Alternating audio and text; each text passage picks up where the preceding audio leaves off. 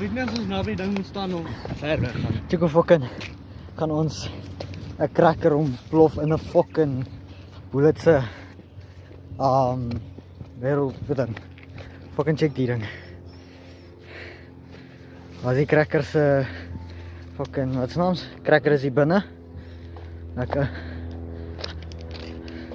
sniper dingetjies en dit is hallo Raymond. So op die treinspore.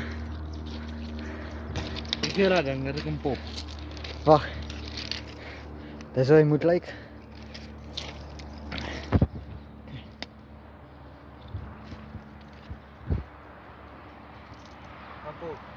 Hy steek nie as op sy net nie, my maat.